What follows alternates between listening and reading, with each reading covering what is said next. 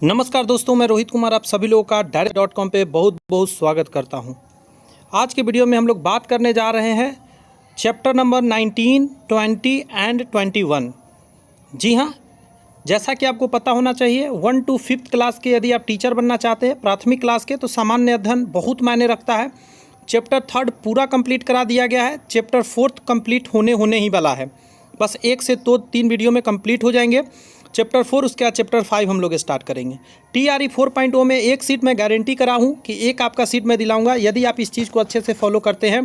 तो practice set से पहले मैं चाहता हूँ कि थ्योरी अच्छे से कंप्लीट करा दूँ, इसके बाद मैं प्रैक्टिस सेट लाऊंगा। पूरा फुल लेंथ प्रैक्टिस सेट मेरा होता है 150 नंबर का। चैनल पे 6 to 8 का मौजूद है ऑलरेडी प्रैक्टिस सेट। आप उसको अगर देखना चाहते हैं तो आप देख सकते हैं, यदि आप उसका फॉर्म भरेंगे तो। यदि आप सिर्फ प्राथमिक क्लास का भरना चाहते हैं तो वेट कीजिए, थ्योरी कंप्लीट होने के जस्ट आफ्टर मैं शुरू कर दूंगा आपका 150 नंबर का फुल लेंथ का प्रैक्टिस सेट। जी हाँ, हिंदी इंग्लिश से लेकर सामान्य अध्ययन और जो आपका है टोटल मैं करा दूंगा। तो चलिए आज की सेशन का शुरुआत करते हैं। ये रहा आपका चैप्टर जरों का जाल। जी हाँ, पहला प्रश्न का जवाब देने का कोशिश करें। निम्नलिखित में से कौन सा मूसला जर का उदाहरण है? गाजर हो गया मूसला जर, जो इस तरीका का होता है, टैप रूट के नाम से जानते हैं इसको। प्रोप जर तंत्र निम्नलिखित में से किस में पाया जाता है? प्रोप, देख रहे हैं हिंदी इंग्लिश मिला के दे रहा है। बरगा पेड़, पीपल के, रबर प्लांट। एक से ज़्यादा आंसर इसका डालिएगा। प्रोप रूट इन सभी में पाया जाता है। पौधे जो विशिष्ट श्वसन मूल उत्पन्न करते हैं और जीवित दिखाई देते हैं, वे डैश संबंधित हैं। मतलब श्वसन मूल उसके पास होता है और वो जीवित दिखाई देता है। उसको लवण मृदोभिद बोलते हैं। मतलब समुद्री इलाका के आसपास रहता है, नमकीन पानी में। मुख्य जड़ से निकलती छोटी जड़ों को क्या कहा जाता है? मुख्य जड़ से जो निकलता है उसको पार्श्व जड़ के नाम से जानते हैं। मूसला जड़ और झकरा जड़ तो ऑलरेडी रेशेदार जड़ एक प्रकार है जड़ का, इसलिए पार्श्व जड़ बोलते हैं, जो बाद में निकलता है डाल फोड़कर। प्रकाश संश्लेषण की प्रकाश अभिक्रिया के दौरान निम्नलिखित में से कौन सी प्रक्रिया नहीं होती है? बताइए इसमें से कौन सा प्रक्रिया नहीं होता है? तो बहुत आसान है, कार्बन डाइऑक्साइड का अपचयन नहीं होता है, उपचयन होता है। प्रकाश रासायनिक अभिक्रिया की दर डैश पर निर्भर करती है। तो प्रकाश की तीव्रता पर, जितना ज़्यादा प्रकाश उतना तेज प्रकाश रासायनिक अभिक्रिया होगा, यानी फोटोसिंथेसिस। मूसला जड़ कुछ पौधे की एक मुख्य केंद्रीय जड़ होती है, समझिएगा बातों को, जिसमें से अन्य जड़ें निकलती है। क्लियर है बात? प्रायः मूसला जड़ लगभग सीधी और मोटी भी होती है। इसकी चौड़ाई नीचे जाते जाते घटती जाती है, यानी कुछ इस शेप में कह रहा है कि होगा, नीचे जाते जाते घटता जाएगा। यह अक्सर सीधी नीचे की ओर बढ़ती है, ये भी बात सही है। जैसे चुकंदर में हो गया, आम का जड़ हो गया, गाजर का, मूली का, या बड़े बड़े जितने पौधे देखते हैं लमसम में यही जड़ें होती है। प्रोप जड़ों को स्तंभ जड़ों के रूप में जाना जाता है, स्तंभ जड़ों के रूप में भी जाना जाता है। ये साहसिक जड़ें है जो पेड़ों में बड़ी क्षैतिज शाखाओं से विकसित होती है, नीचे की ओर लटकती है और अंत में मिट्टी में समा जाती है। इनसे उन्हें स्तंभ जैसा स्वरूप मिलता है, यानी कि एक खंभा जैसा प्रतीत होता है, जो उसको उस डाल को मजबूती देता है। प्रोप जड़ें फाइकस बेंगालेसिस यानी बरगद का पेड़, रबर प्लांट, मकई आदि पौधे में पाया जाता है। मकई में भी देखेंगे कि ऊपर से निकलता है और नीचे जाके ज़मीन को पकड़ लेता है। मकई का ये जो नोड होता है, नोड पर से जड़ ऐसे निकल के ज़मीन को पकड़ते जाता है, ऐसे ऐसे।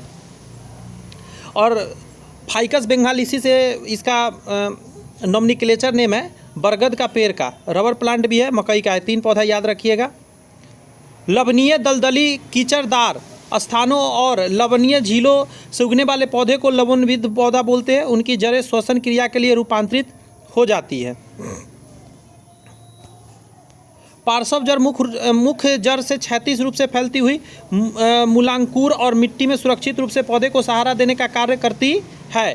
मूसला जड़ बड़ी, मध्यम और प्रभावित जड़, जिसमें से अन्य बड़े जड़ के बाद में अंकुरित होती है।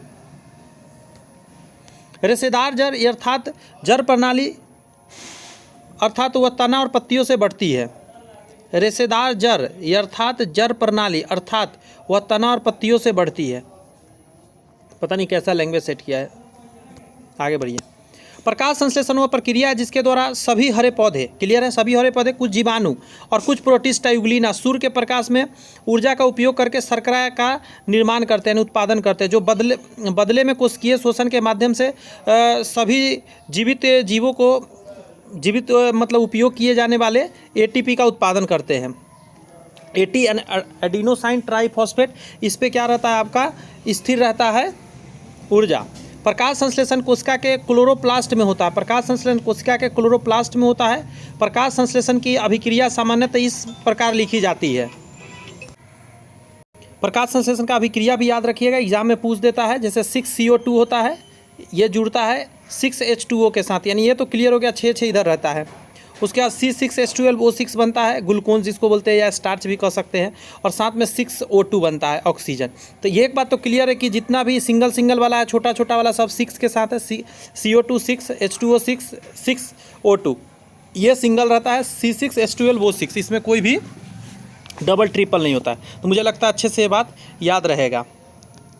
आइए थोड़ा सा और है, इसको समझ लेते हैं, फिर नया चैप्टर करेंगे। प्रकाश रासायनिक अभिक्रिया एक रासायनिक अभिक्रिया है जिसके परिणाम स्वरूप अभिक्रिया करने वाले पदार्थ विकिरण के संपर्क में आते हैं, यानी प्रकाश के संपर्क में आते हैं। प्रकाश की बढ़ती तीव्रता के साथ प्रकाश रासायनिक अभिक्रिया की दर भी बढ़ जाती है और यह अभिकारक और उत्पादक के सांद्रता से स्वतंत्र होती है। चैप्टर नंबर 20 को अब हम लोग करेंगे। 20 नंबर चैप्टर को आइए शुरुआत करते हैं। पहला क्वेश्चन आपके सामने है, मिलकर खाएं। क्या भाई खाएं, देखते हैं। बिहू भारत के निम्नलिखित में से किस राज्य का लोक नृत्य माना जाता है? तो ये है असम का। असम में बिहू पर्व मनाया जाता है बहुत ही धूमधाम के साथ। बिहू के दौरान असम की महिलाओं द्वारा पहनी जाने वाली पोशाक कौन सी होती है? पोशाक की बात भी कर लेते हैं। मेखला चादर इसका नाम दिया गया, मेखला चादर वो पहनी हुई होती है। वर्ष के किस महीने में प्रसिद्ध सूरज कुंड मेले का आयोजन हरियाणा में होता है? सूरज कुंड मेला हरियाणा में लगता है। महीना आपसे पूछ दिया है, ये आंसर हो जाएगा फरवरी में लगता है। नौका दौड़ भारत के किस त्यौहार से संबंधित है? तो ये हो जाएगा आपका कहाँ, केरल का। केरल में क्या बनता है? ओणम। केरल में क्या बनता है? ओणम, ध्यान रखिएगा। ऐसे दिमाग लगा के आप आंसर दे सकते हैं। प्रसिद्ध वार्षिक मेला गंगा सागर मेला हरिद्वार में लगता है। हरिद्वार कहाँ है? उत्तर प्रदेश में है। एक सेकंड रुक जाइएगा, सॉरी। प्रसिद्ध वार्षिक मेला गंगा सागर मेला भारत के किस राज्य में आयोजित होता है? तो पश्चिम बंगाल में होता है।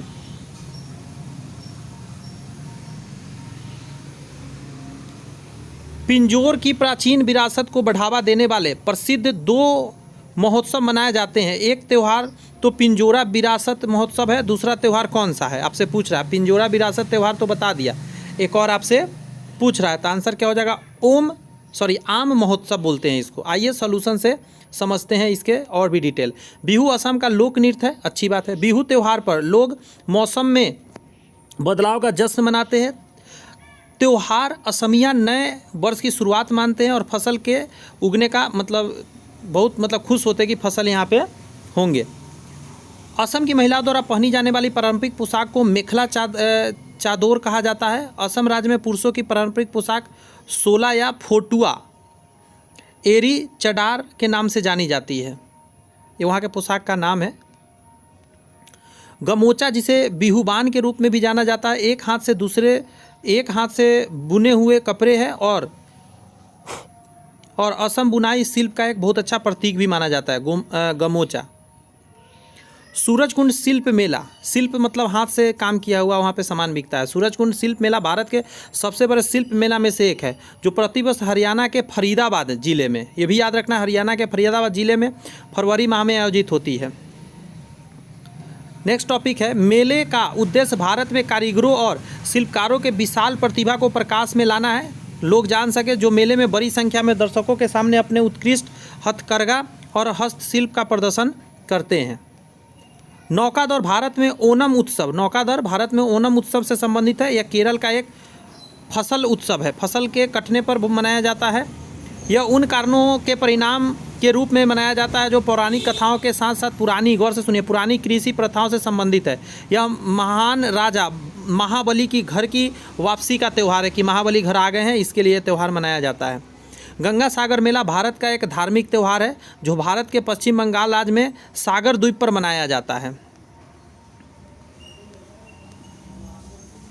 नेक्स्ट कहा जा रहा है कि आमों का मेला प्रत्येक वर्ष पिंजौर में आयोजित किया जाता है। आमों का मेला आम उत्पादों को अपने आमों और आम के उत्पादों को प्रदर्शित करने और बेचने के लिए एक आदर्श मंच प्रदान कर देता है। प्रमुख वाणिज्य आम की किस्में मेले में स्पर्धा करती है और लोग यहाँ लाकर शो करते हैं कि हमारे पास इस वैरायटी का आम है।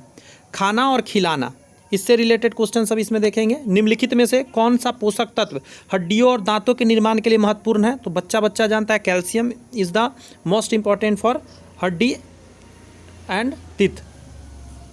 खाना पकाने वाले गैस मुख्य रूप से निम्नलिखित से 2 गैसों का मिलन है, आइसोब्यूटेन और नॉर्मल ब्यूटेन। कहाँ पे है ऑप्शन में? तो इसमें बदल कर दिया है प्रोपेन और ब्यूटेन, यही आंसर हो जाएगा। मानव शरीर के ठीक से काम करने के लिए सभी प्रकार के खाद्य पदार्थ आवश्यक है। निम्नलिखित में से किस खाद्य पदार्थ को ऊर्जा, गौर से देखिएगा, ऊर्जा देने वाला खाद्य पदार्थ कार्बोहाइड्रेट आंसर हो जाएगा।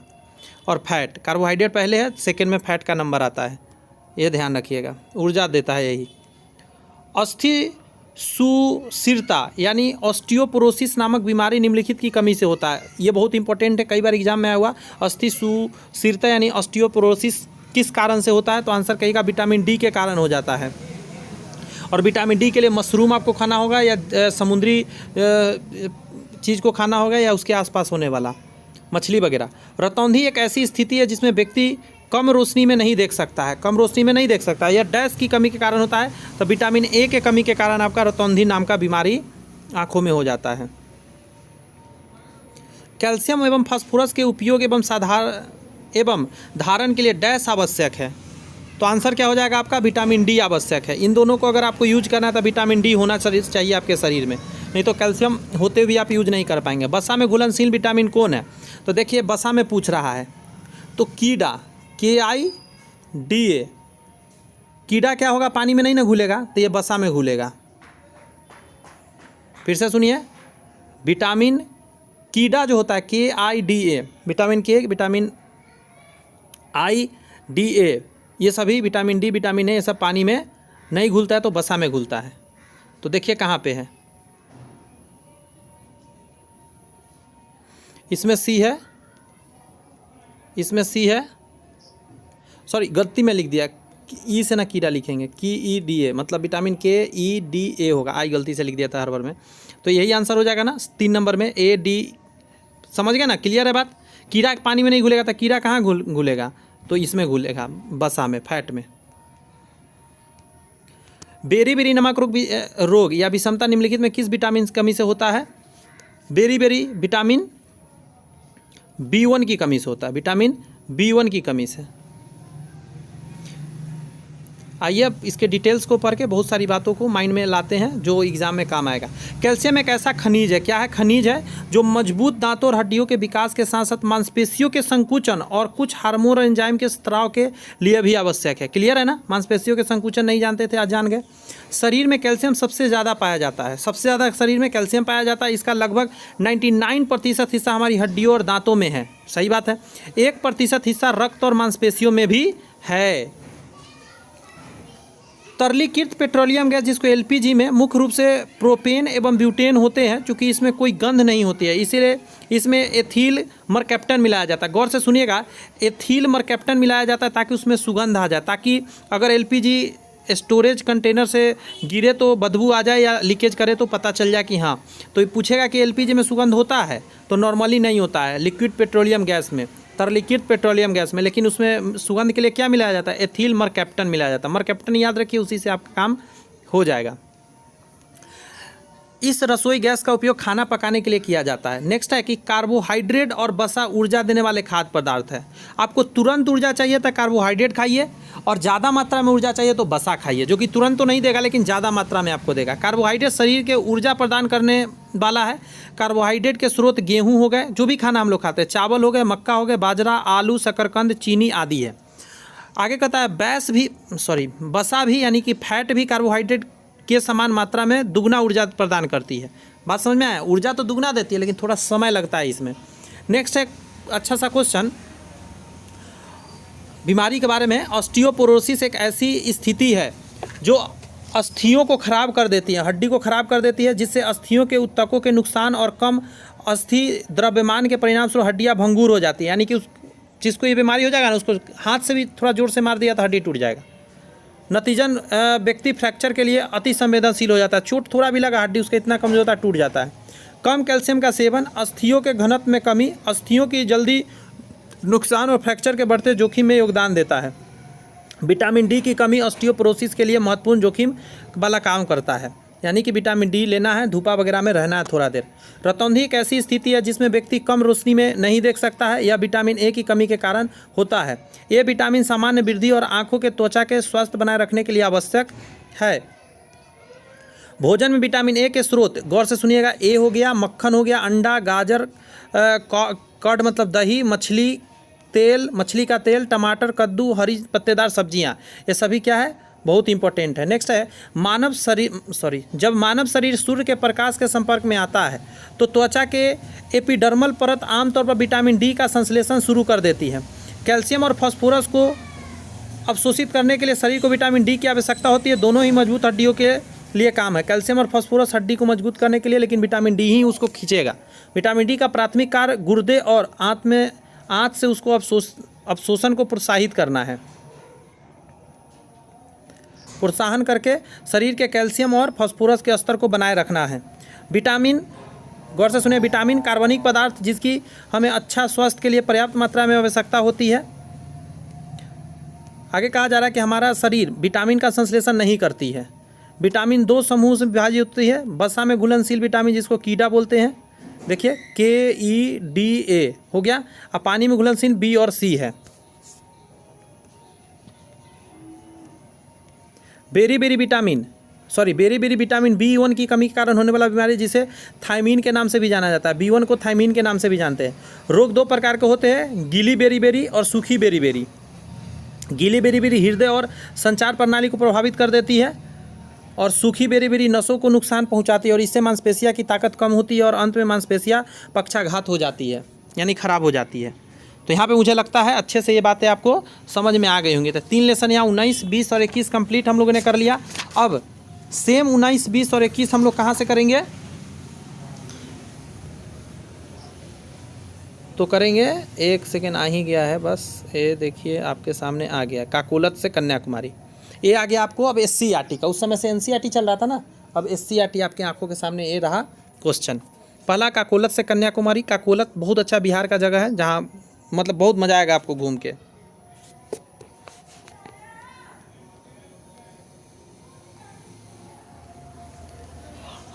जब आप हिमालय की यात्रा करते हैं तो आप निम्नलिखित देखेंगे, गहरे गड्ढे जरूर देखेंगे, यू टर्न, नदी मार्ग एकदम देखेंगे, समानांतर पर्वत श्रृंखला एकदम सभी चीज़ देखेंगे। कह रहा है उपयुक्त में से कौन से हिमालय के तरुण बलित पर्वत नवीन मोरदार पर्वत के साक्ष्य कहे जा सकते हैं, तो ये सभी हो जाएंगे। एक से अधिक आंसर दे दीजिए इसमें। नेक्स्ट उसी तरह है,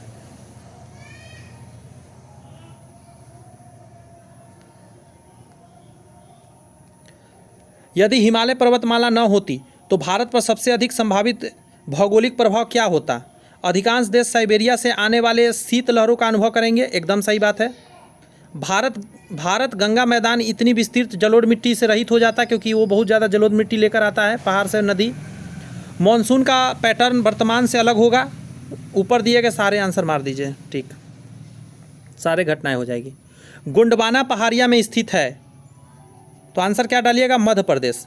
निम्नलिखित में से कौन सा भौगोलिक क्षेत्र देश से, गौर से सुनिए, एक सेकंड रुक जाइए, पहले ऊपर वाला को थोड़ा सा और समझाते हैं। गोंडवाना पहाड़ी पूछ रहा है, देखिए ये नागालैंड तो चला गया उत्तर पूर्व में, उधर पूरा कोना पे, जम्मू कश्मीर पंजाब ऊपर में एकदम रह गया, मध्य प्रदेश बीच में है। तो गोंडवाना पहाड़ी जब भी पूछेगा मध्य प्रदेश में है गोंडवाना पहाड़ी। निम्नलिखित में से कौन सा भौगोलिक क्षेत्र देश में सबसे पुराना है भौगोलिक क्षेत्र, तो आंसर होगा भारत का प्रायद्वीपीय पठार। ये जो बीच वाला है ये वाला सबसे पुराना है, इसको प्रायद्वीपीय पठार के नाम से जानते हैं।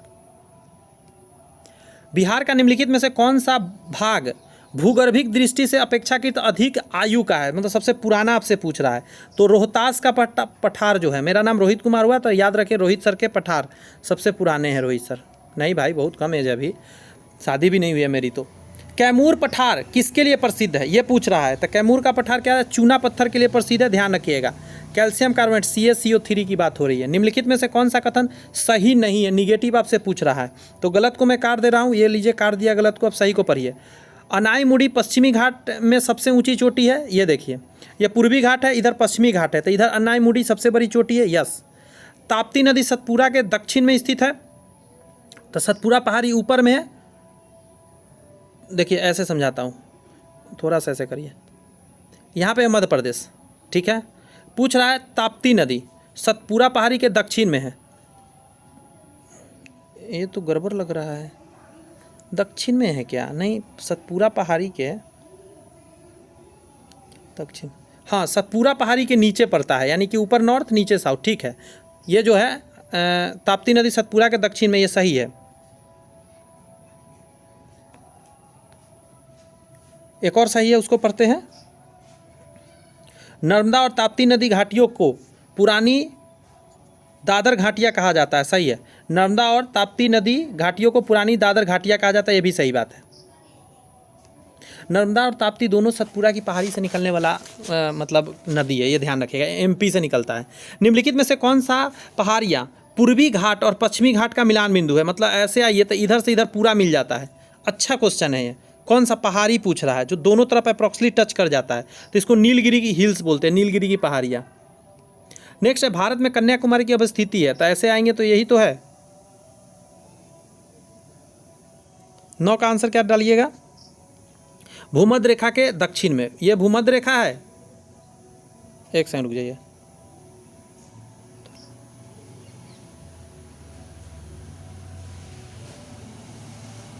गलत है, भूमध्य रेखा से उत्तर में ना होगा आंसर। आप एक बात देखिए, मैं आपको समझाता हूँ। ये पृथ्वी रहा, ये भूमध्य रेखा गया, ये है भारत का स्थिति। एक बात बताइए, यहाँ है कन्याकुमारी, तो अगर इस कन्याकुमारी के उत्तर में भूमध्य रेखा, दक्षिण में भूमध्य रेखा है, लेकिन भूमध्य रेखा के तो उत्तर में पड़ेगा, तो इसका आंसर नीचे वाला होगा, भूमध्य रेखा के उत्तर में होगा। भारत में कन्याकुमारी की अवस्थिति है, भूमध्य रेखा के उत्तर में है। इसका डी आंसर डालिएगा, बुक में गलत दिया हुआ है। काकोलत जलप्रपात कहाँ अवस्थित है, लास्ट में ये क्वेश्चन आया जो चैप्टर में पहला दिया गया था नाम, नवादा में है, बिहार के नवादा में है। झरना है, बहुत अच्छा है, लोग बिहार के लोग यहाँ घूमने जाते हैं। काली गंडकी कंठ, सिंधु कंठ आदि हिमालय के पर्वतों में गहरे घाटियाँ हैं। हिमालय मुख्य रूप से 3 समानांतर श्रेणियाँ, महान हिमालय, मध्य हिमालय और शिवालिक से मिलकर बना है, जो पश्चिम पूर्व की ओर एक चाँप की आकृति में लगभग 2400 किलोमीटर में फैला हुआ है। जी हाँ, हिमालय नदियाँ मिएंडर्स बनाती है और यहाँ तक यू टर्न जैसी आकृतियाँ भी ले लेती है, मतलब पूरा घूम जाती है ऐसे नदियाँ। हिमालय, गौर से सुनिएगा, अरब सागर और बंगाल की खाड़ी में आने वाली मानसून हवा को अपने जाल में फंसा लेती है और उन्हें भारतीय उपमहाद्वीप में अपनी नमी की मात्रा को बर्फ और बारिश के रूप में बहाने के लिए मजबूर कर देती है कि भाई तू जा नहीं सकता, हिमालय नहीं रहेगा तो चला जाएगा। अपने ऊंचाई, लंबाई और दिशा के कारण वे मध्य एशिया से आने वाले शीत लहरों को रोकती है, मतलब उल्टा पीछे से, ये अगर हिमालय है तो पीछे से नहीं आने देती है, मध्य एशिया से आने वाले शीत लहरों को रोक देती है। इसके बिना सर्दियाँ बहुत भीषण हो जाती, इतना ठंड हो जाता है कि मतलब क्या ही बताया जाए। हिमालय पश्चिमी जेट धाराओं को 2 शाखाओं में विभाजित कर देती है, जैसा कि भारत में प्रवेश करने वाली दक्षिण की शाखा मानसून लाने में महत्वपूर्ण भूमिका निभाती है। दक्षिण से जो आती है मानसून लाती है। गोंडवाना के मुख्य क्षेत्र को महाराष्ट्र, गौर से सुनिए, गोंडवाना के मुख्य क्षेत्र को महाराष्ट्र के विदर्भ क्षेत्र का पूर्वी भाग, इसके उत्तर में मध्य प्रदेश के कुछ हिस्सा और छत्तीसगढ़ के पश्चिम के हिस्सों को माना जाता है। गोंडवाना चट्टानों में भारत के लगभग 98% कोयला भंडार है। गोंडवाना चट्टान में ही तकरीबन 98% कोयला मिल जाता है, यह ध्यान रखिएगा, पुराना बहुत माना जाता है। भारतीय प्रायद्वीपीय पठार सबसे पुरानी भूभाग है। पठारीय जो है प्रायद्वीपीय पठार सबसे पुरानी भूभाग है, क्योंकि यह 200 साल से भी पहले गोंडवाना भूमि थी। प्रायद्वीपीय पठार का निर्माण गोंडवाना लैंड के टूटने एवं इसके उत्तर दिशा में प्रवाह के कारण हुआ है। गोंडवाना लैंड टूट कर ऊपर गमे गया है, उत्तर की तरफ। और यहाँ पे मुझे ये लग रहा है, ये क्या लिख दिया, 200 साल से भी पहले गोंडवाना भूमि था, ये मतलब साफ गलत प्रिंट किया हुआ है। 200 साल में क्या ही बीतता है, 200 साल तो देखते देखते ऐसे निकल लेता है कि नहीं। अतः यह प्राचीनतम भूभाग पैंजिया का एक हिस्सा है, पैंजिया से आया है, जो पुरानी क्रिस्टलीय अग्नेय और रूपांतरित शैलों से बना हुआ है। रोहतास पठार, जिसे कैमूर पठार भी कहा जाता है, कैमूर के पठार को ही रोहतास बोलते हैं, भारतीय प्रायद्वीपीय अपलैंड ये का एक हिस्सा है, जो कैमूर पठार के सबसे पूर्वी किनारे का निर्माण करती है, जो 3 विंध्य पठारों में से सबसे निचला है, मध्य भारत के एक बड़े हिस्से में कवर करती है। पठार एक तरफ से पुराने भूवैज्ञानिक गठन के बीच स्थित और दूसरी तरफ नवीन और अति नवीन मूल के जलोढ़ मिट्टी का निर्माण कर देती है। और ये बिहार की बात हो रही है, बिहार में नीचे में है। बिहार का जब नक्शा ऐसे देखें पूरा चरखूट टाइप पे यहाँ पे देखो, मैं बिहार के भाषा में थोड़ा सा बोलता हूँ, कुछ लोग को वो भी लगता है कि यार ये सर कैसे बोल देते हैं, मैं अभी चरखूट बोला, क्या मतलब क्या बोलते हैं, टोन है तो बोल देते हैं, हम लोग का आदत सा ऐसा ही है। कैमूर का पठार चूना का एक प्रकार, गौर से सुनिए, कैमूर का पठार चूना एक प्रकार की कठोर सफ़ेद तलचट्टी चट्टान है, जिसका उपयोग इमारत बनाने और सीमेंट बनाने में किया जाता है। इसकी प्रमुख सामग्रियाँ खनिज कैल्साइट और आर्गेनाइट है, जो कैल्शियम कार्बोनेट का विभिन्न क्रिस्टल रूप है। कैमूर का पठार विंध्य श्रेणियों के पूर्व क्षेत्र में फैला हुआ है। पश्चिमी घाट अपने उत्तरी क्षेत्र में अपेक्षाकृत कम ऊंचाई है। अब देखिए एक चीज़ समझाता हूँ, इधर है ना कम ऊंचाई, ये ज़्यादा है। पश्चिमी घाट अपने उत्तरी क्षेत्र में अपेक्षाकृत कम ऊंचा है, मतलब ऊपर में, इधर कम ऊंचा है, इधर ज़्यादा ऊंचा है। एक तो ये बात है। दूसरी बात मैंने ये बताया, इधर में कम ऊंचाई है, इधर ज़्यादा ऊंचाई है, तो जितनी नदियाँ होगी ऐसे बहती है। ये सब कारण जानना है आपको। आगे कहा जा रहा है नर्मदा, हाँ एक रीजन। अब आइए मैं उस पिक्चर को फिर बनाता हूँ। मैंने क्या बोला, यहाँ पे कम ऊंचाई है, यहाँ ज़्यादा ऊंचाई है, और इसके तुलना में इधर कम ऊंचाई है। तो यहाँ पे क्या होता है, यहाँ से जो नदी निकलती है वो इधर ना जाके इधर में आ जाती है, क्योंकि ऊंचाई थोड़ा सा कम जाता है। वही बात यहाँ लिखा गया है। नर्मदा एक भ्रंश घाटी में बहती है, जो सतपुरा और विंध्य पर्वतमाला के बीच पश्चिम की ओर बहती है। इस तरफ पूर्व की ओर नहीं, पश्चिम की ओर बहती है, अरब सागर में गिरेगी।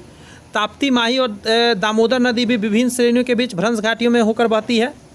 कर्नाटक और तमिलनाडु में नीलगिरी पहाड़ियाँ, द ब्लू माउंटेन, पूर्वी और पश्चिमी घाट को मिलान बिंदु भी कहा जाता है, मिलाती है दोनों तरफ। यहाँ सबसे बड़ी ऊंची चोटी डोडा बेटा है। यह सबसे बड़े प्रसिद्ध जगह ऊटी है। ऊटी जगह बहुत ज़्यादा नामी भी है, और जानते हो सबसे ऊंची चोटी डोडा बेटा है। आगे आइए। भारत में कन्याकुमारी कर्क रेखा के दक्षिण में, गौर से सुनिए, भारत में कन्याकुमारी कर्क रेखा के, देखिए यहाँ पे, देखिए यहाँ कर्क रेखा कह रहा है ना, क्वेश्चन में क्या था, भूमध्य रेखा, और भूमध्य रेखा के उत्तर में है ना, मैंने वहाँ आंसर सही बताया था कि भूमध्य रेखा के उत्तर में है, और यहाँ कह रहा है कर्क रेखा के दक्षिण में। बात सही है, क्योंकि ये रहा आपका भूमध्य रेखा, यहाँ है कर्क रेखा। भारत का स्थिति कुछ इस प्रकार है, तो हो गया ना, इसके इस तरफ में और इसके इस तरफ में, क्योंकि कर्क रेखा भारत के बीच से जाती है। यह भारत के दक्षिणी सिरे पर स्थित एक तटीय शहर है। ब्रिटिश शासन के दौरान इस शहर को केप कोमोरिन के नाम से भी जाना जाता है। यह समुद्र के ऊपरी सूर्योदय और सूर्यास्त देखने के लिए लोकप्रिय माना जाता है। दोनों चीज़ दिखता है अच्छे से यहाँ से। काकोलत फॉल बिहार के नवादा जिले में है। झरना काकोलत पहाड़ी पर स्थित है, जो कि बिहार और झारखंड के सीमा पर स्थित है। बैसाखी के अवसर पर काकोलत में एक बड़ा मेला भी लगता है। यहाँ पे चैप्टर कंप्लीट हुआ, एक अभी मात्र एक हुआ है, 20 और 21 तक हमको जाना है। अगर वीडियो पसंद आ रही है, आपको लग रहा है कि बढ़िया बढ़िया चीज़ सर ला के हमको दे रहे हैं एकदम काम का, एनसीईआरटी और एससीईआरटी पूरा ला के एकदम उलट दिए हमारे सामने, आपको पसंद आ रही है तो चैनल सब्सक्राइब करके बेल आइकन प्रेस कीजिए और इस वीडियो को पसंद करिए, यानी कि लाइक करिए, और कमेंट्स में कुछ बढ़िया सा बात बता दीजिए कि हाँ कोई सजेशन दे दीजिए, या कुछ अच्छा लग रहा है तो उसके लिए थैंक यू लिख दीजिए, मुझे भी बढ़िया पसंद आएगा। कमेंट्स थोड़ा होता है तो लगता है कि हाँ हम एक कुछ बच्चों को पढ़ा रहे हैं। मैं 2-3 बच्चों को भी कोचिंग में पढ़ाया हूँ, एक बच्चे को भी पढ़ाया हूँ होम ट्यूशन के तौर पे। गया नहीं था, मेरे यहाँ ही बच्चा आ रहा था पढ़ने और एक को पढ़ा रहा हूँ, तो क्या हुआ, होम ट्यूशन ही हो गया ना। तो ऐसा भी लाइव देखा हूँ। तो आज तो मेरे लिए बहुत बड़ी बात है कि मेरे बच्चे 20, 25, 50, 100, 200, 500, 2000, 5000 तक बच्चे मतलब एक साथ वीडियो देखते हैं, पढ़ते हैं। बहुत सारे ने जॉब लिया है, मुझे बहुत खुशी होती है। मुझे ये फ़र्क नहीं पड़ता कि मेरा वीडियो 20 ही लोग देख रहे हैं, 10 ही लोग देख रहे हैं, इससे क्या मतलब है। अगर एक बंदा देख रहा है और उसे कुछ बेनिफिट हो रहा है तो इससे बड़ा बात क्या हो सकता है। और जो इसको सीरियस ले रहा है, क्योंकि व्यू कम जा रहा है, कंटेंट में दम है, क्योंकि एनसीईआरटी एससीईआरटी पूरा लेकर रख दिए हैं आपके सामने, कोई थ्योरी है, इतना मोटा मोटा किताब पढ़ने का जरूरत नहीं है। कंटेंट में बहुत पावर है, लेकिन नहीं समझ पा रहे हैं। जो नए स्टूडेंट समझ रहे हैं उनको छोड़ दीजिए, जो भी इसको सीरियसली देख रहे हैं पूरा अच्छे से कवर करेंगे, एक सीट वो लेकर जाएंगे, गारंटी देता हूँ। क्योंकि बड़ी भारी भारी चीज़ पढ़ के नौकरी नहीं हो रहा है, ये याद रखिएगा। कॉन्सेप्चुअल सही चीज़ पढ़ के नौकरी हो रही है। हमारे मददगार कामगार। पहला क्वेश्चन आपके सामने कुछ इस प्रकार रहा कि निम्नलिखित में से कौन गैर रासायनिक दीमक नियंत्रक की विधि नहीं है? तो धूमन, उत्पीड़न, पासन और उष्मा उपचार।